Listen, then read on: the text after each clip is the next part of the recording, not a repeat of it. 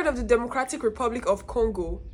If no, then sit back there and relax while I tell you about the second largest country in Africa to celebrate its independence. The Democratic Republic of Congo, popularly known as DRC, or also known as Congo Kinshasa, and formerly known as Zaire, is a country in Central Africa. By land area, it has a total area of coverage of 2.345 million square kilometers.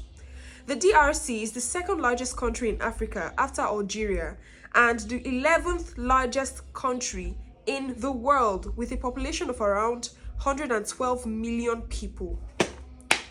112 million freaking people. The Democratic Republic of Congo is the most populous, officially francophone country in the world. Its capital and largest city is Kinshasa, which is also the economic center. Now, don't get it twisted. There is the Democratic Republic of Congo and there is the Republic of Congo.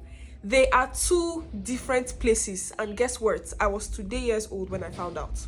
Actually, yesterday years old. So when you hear Zaire or Kinshasa, know that it's of DRC and not Republic of Congo.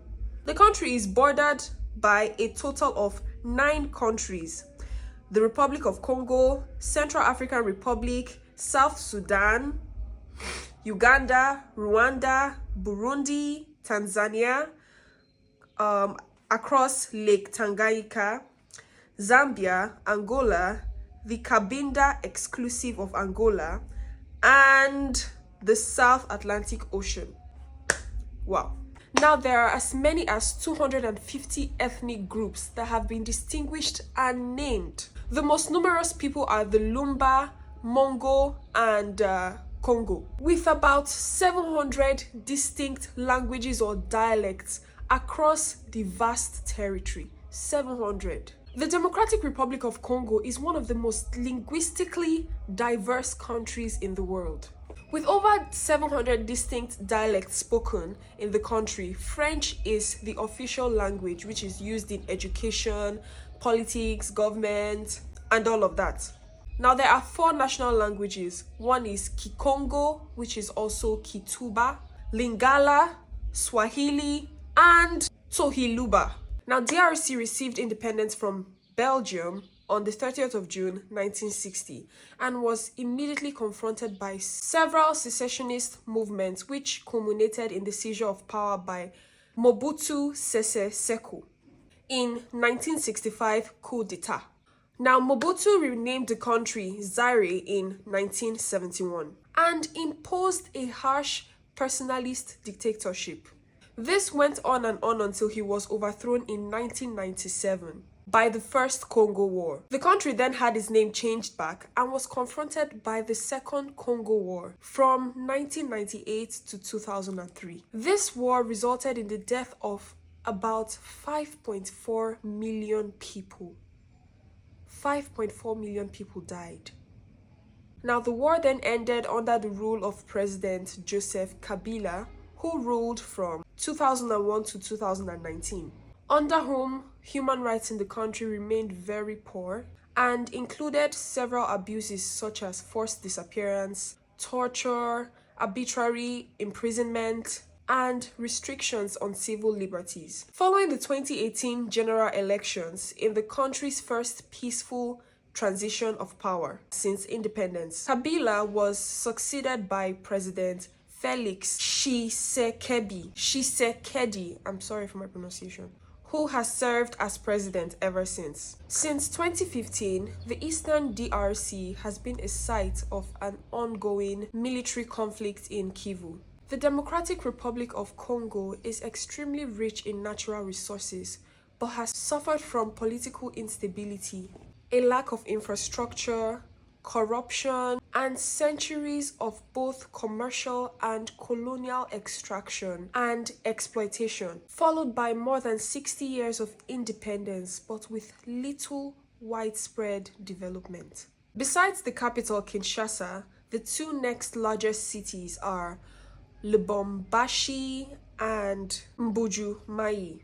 I hope I pronounced that right, are both mining cities. The DRC's largest export is raw minerals, with China accepting over 50% of its exports in 2019. In 2021, DR Congo's level of human development was ranked 179th out of 191 countries by the Human Development Index.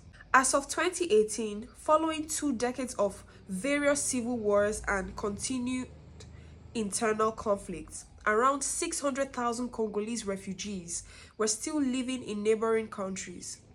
2 million children risk starvation, and the fighting has displaced 4.5 million people. 4.5 million people have been displaced due to the incessant wars.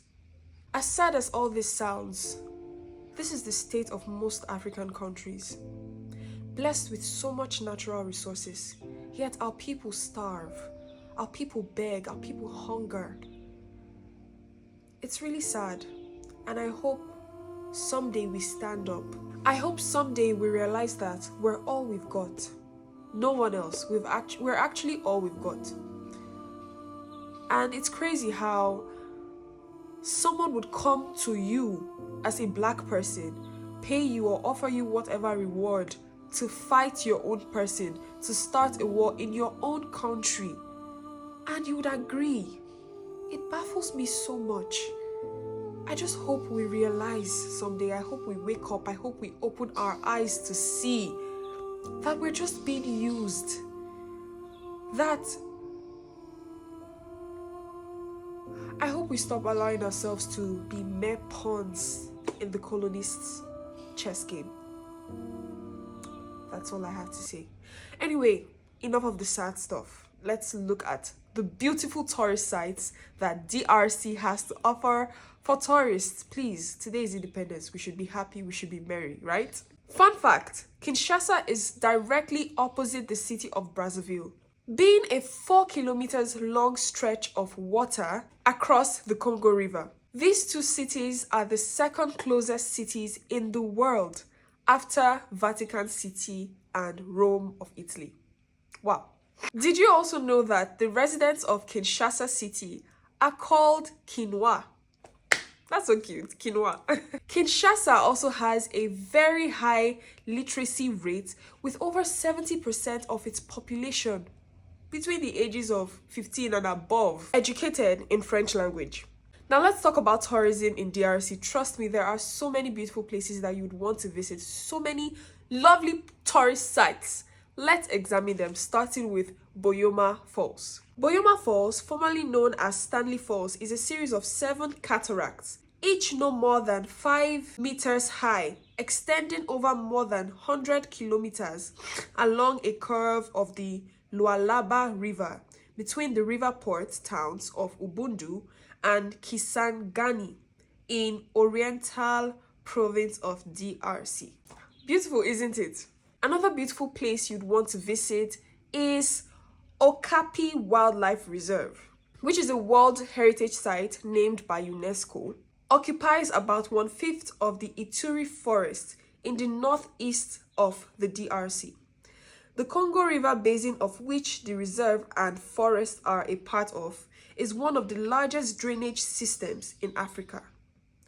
As its name implies, the Okapi Wildlife Reserve is home to many of the endangered okapis, holding 1/6 of the world's population of the beautiful animals. Okay, I was yesterday's years old when I found out about the animal okapi. I have never seen anything like that in my entire life. It is beautiful. And they have a whole forest of it in DRC. Wow! Next up is Lake Kivu. Lake Kivu, the 5th largest lake, is one of the African Great Lakes, which lies on the border between the Democratic Republic of Congo and Rwanda, and is the Albertine Rift, the western branch of the East African Rift. Lake Kivu empties into the Ruzizi River, which flows southwards into Lake Tanganyika. Now that is a beautiful lake. Next up, Garamba National Park. Garamba National Park, established since 1938, is a 5,200 kilometer square national park in northeastern Democratic Republic of Congo, which is among Africa's oldest parks, designated a World Heritage Site by UNESCO.